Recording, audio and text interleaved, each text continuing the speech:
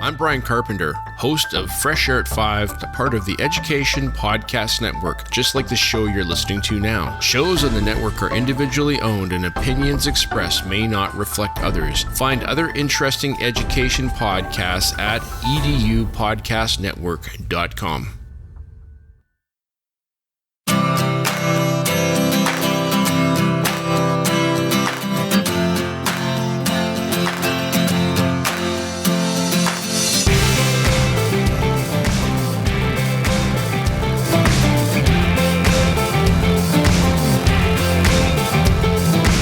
Thanks for listening to the Tech Tools for Teachers podcast, where each week we talk about a free piece or two of technology that you can use in your classroom. I'm your host, Shanna Martin. I'm a middle school teacher, technology and instructional coach from my district. And I'm a producer and husband, Fuzz Martin, just trying to put the pieces together each and every week here on the Tech Tools for Teachers podcast. Shanna? Yes. Hope you had a great Mother's Day. Oh, I did. Thank you. You're welcome. We're recording in the basement studio because we didn't want to drive back after our Mother's Day excursions to the other studio. So if it sounds slightly different and I sound a bit bassier, that's because we're on the OG studio. Not the old OG studio, but the downstairs OG studio. The downstairs OG studio. So that's fun. We are in May. Boy, are we in May. And I know some districts are done at the very end of May. We go through the first week of June. Some districts go through the second or third week of June. Wherever you are, I get it. We are in the fourth quarter. And here in Wisconsin, actually, lately, the weather has been beautiful. Blue skies. We could use a little rain, actually, but it's been so nice out. So the kids are a little cagey because they are ready to be outside doing all the outside things. And it's not quite time yet. Yep. I mean, they can do the outside things just when appropriate, not in the classroom. So I thought that I would find a fun tool that can lighten the load, give you a brain break, give your kids a brain break, some online fun things to play around with. So I'm highlighting 5 cool things about Digipuzzle. Digipuzzle has a huge variety of activities. So it doesn't matter like what content you're in. There are tools that you can use in any variety, like any classroom. There's a huge variety. I would say it is great for elementary, middle, and some high school students, but mostly elementary, middle for sure for this one. It comes in several languages. So if you are a world language teacher, actually, that would be useful in high school because you can have them practice in the language that you are educating them in. Mm-hmm. It is a huge variety. It comes in a variety of languages.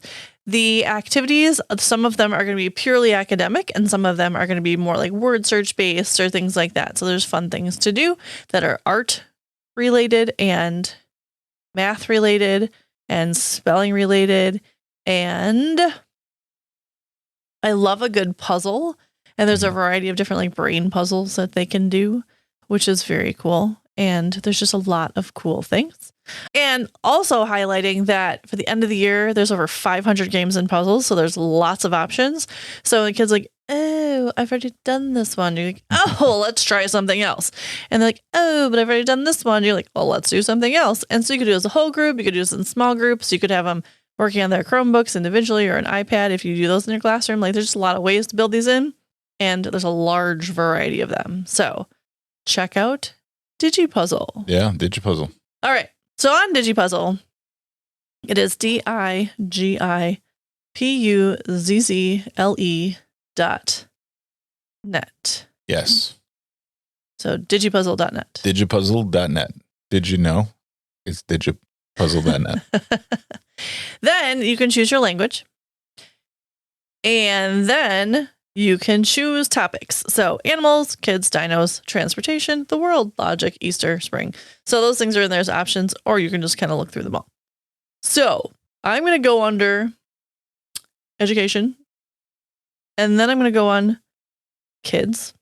And in the kids category, there are like jigsaw puzzles, like digital jigsaw puzzles. There is Sudoku for kids. They have both numbers and pictures, which I think is interesting. There's matching games.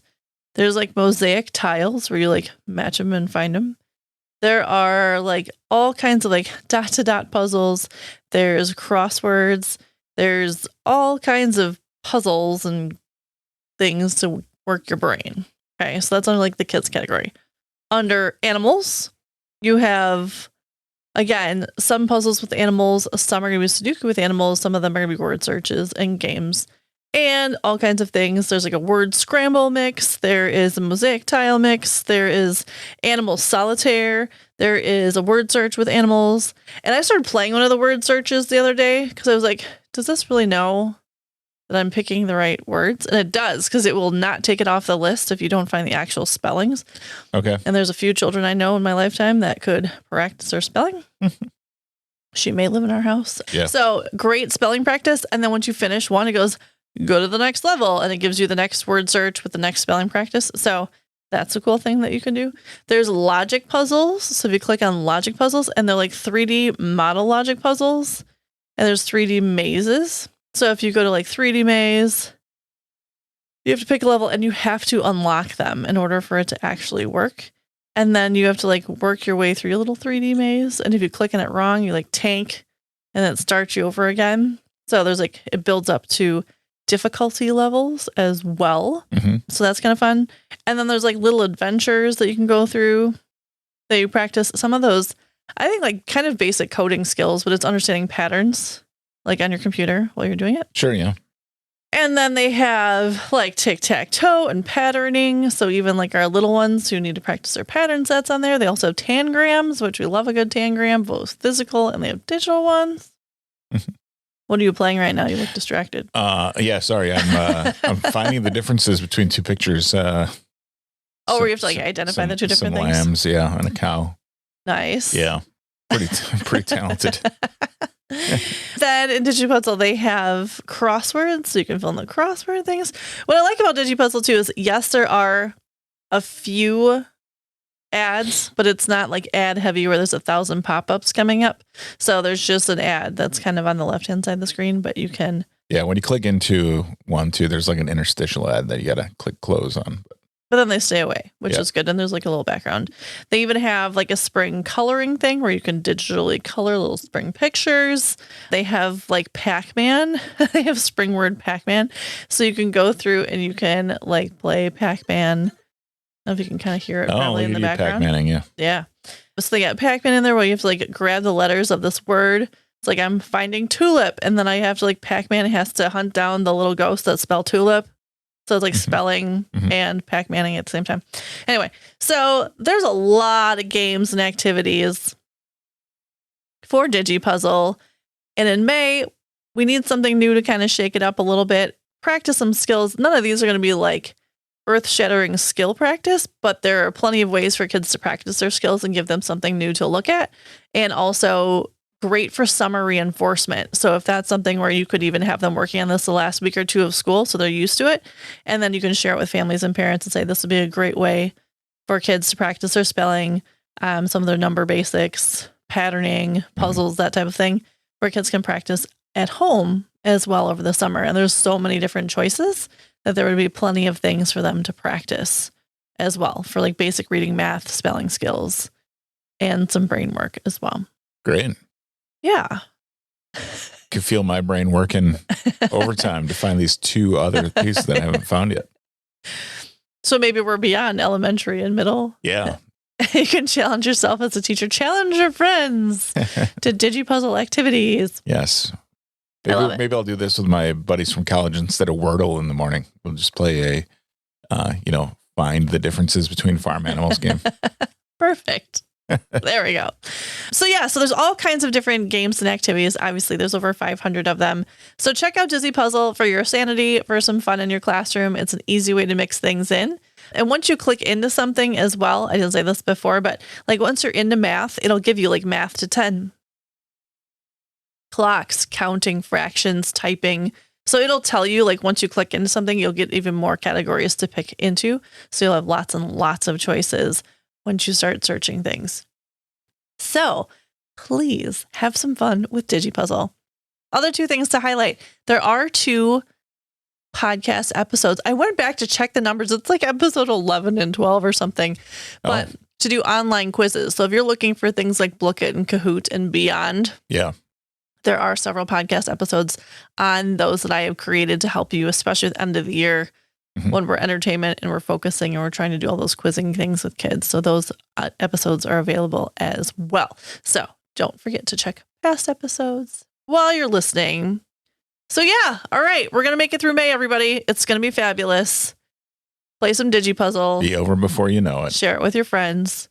We can make it through the end of the school year. Woohoo! Woohoo! Thanks for tuning in. This has been the Tech Tools for Teachers podcast. If you ever have any questions, you can find me on Blue Sky Threads, Facebook, Instagram @SmartinWI. And if you want to get more information on the links to the technology discussed in this episode, you can visit smartandwi.com. If you'd like to support the show, please consider buying me a coffee or two. Visit buymeacoffee.com/smartandwi or visit smartandwi.com and click on that cute little purple coffee cup. Thank you so much for those who have donated already. I truly appreciate it. Your donations help keep the show going. New episodes each week. Thanks for listening. Go educate and innovate. The ideas and opinions expressed on this podcast and the Smart NWI website are those of the author, Shannon Martin, and not of her employer. Prior to using any of the technologies discussed on this podcast, please consult with your employer regulations, though I don't know they'll have any regulations on playing Find the Difference Between Lambs. But if they do, maybe they do. This podcast offers no guarantee that these tools will work for you as described, but we sure hope they do, and we'll talk to you next time right here on the Tech Tools for Teachers podcast.